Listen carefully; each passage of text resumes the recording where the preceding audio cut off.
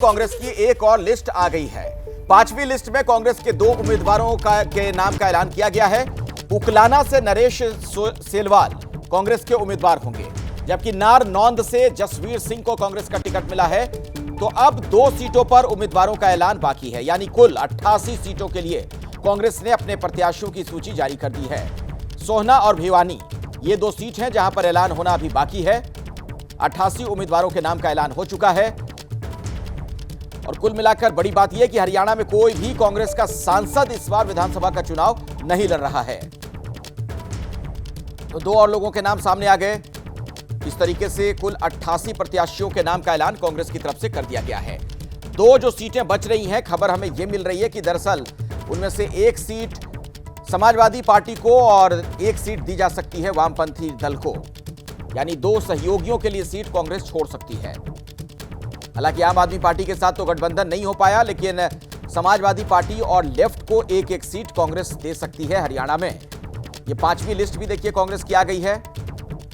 2 सीटों के लिए प्रत्याशियों का ऐलान नहीं किया गया, जिससे लेकर अपडेट एक ये आ रहा है कि यहां पर कांग्रेस अपने सहयोगियों को टिकट दे सकती है, यानी कांग्रेस के जो सहयोगी दल हैं वो यहां से चुनाव लड़ेंगे। हरियाणा के लिए कांग्रेस की एक और लिस्ट आ गई है। अब 2 सीटों पर उम्मीदवारों का ऐलान होना बाकी है, लेकिन खबर यह हमें मिल रही है कि शायद यहां पर कांग्रेस समाजवादी पार्टी और लेफ्ट को मौका दे, यानी उनके उम्मीदवार यहां पर चुनाव लड़ेंगे। उकलाना से नरेश सेलवाल को टिकट दिया गया है। अभी जो 2 लोगों की लिस्ट सामने आई है उसके बारे में भी हम आपको बता दें, जबकि नारनौंद से जसवीर सिंह कांग्रेस के उम्मीदवार होंगे। हरियाणा के लिए लगभग तमाम सीटों के लिए अब कांग्रेस की तरफ से प्रत्याशियों का नाम का ऐलान हो चुका है। मेरे साथ जैनेंद्र भी इस वक्त हमारे साथ जुड़ चुके हैं। जैनेंद्र, एक बात बताइए, जैसे 2 जो अब सीटें रह गई, कुल 88 तो हो गए, तो क्या ये सहयोगियों के लिए सीटें रखी गई हैं, ये तय है? बिल्कुल अखिलेश, सोहना सीट समाजवादी पार्टी मांग रही थी। संभवतः सोहना सीट से समाजवादी पार्टी के प्रत्याशी होंगे। हालांकि ये सिंपल होगा, हालांकि ये देखना होगा कि क्या प्रत्याशी भी समाजवादी पार्टी का होगा या फिर कांग्रेस के पास दरअसल वहां पर एक उम्मीदवार है, तो कांग्रेस ये ऑफर कर सकती है कि उम्मीदवार हमारा, सिंबल आपका।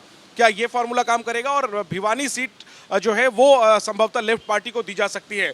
90 में से 88 सीटों पर कांग्रेस ने उम्मीदवारों का ऐलान कर दिया है। 2 जो बच गई है, सोहना और भिवानी, पूरी तरीके से यह संभव है कि वो समाजवादी पार्टी और लेफ्ट से उन सीटों पर उम्मीदवार उतारे जाएं, क्योंकि इंडिया अलायंस के तहत कोशिश हुई थी कि आम आदमी पार्टी लेफ्ट और समाजवादी पार्टी के साथ कांग्रेस गठबंधन करे। आपसे बात नहीं बन पाई, लेकिन समाजवादी पार्टी और लेफ्ट के साथ अभी भी बातचीत चल रही है और अब से कुछ देर में यह स्पष्ट हो जाएगा कि सोहना से समाजवादी पार्टी किसे उम्मीदवार बना रही है और भिवानी सीट से लेफ्ट किसे मौका दे रही है। लेकिन बड़ी बात यह है कि कांग्रेस ने अपनी सभी 88 सीटें अनाउंस कर दी हैं और सबसे बड़ी खबर यह है कि कुमारी सैलजा विधानसभा का चुनाव नहीं लड़ने जा रही हैं, जबकि वो खुल करके कई बार ये इच्छा जता चुकी थी कि वो इस बार विधानसभा का चुनाव लड़ना चाहती हैं।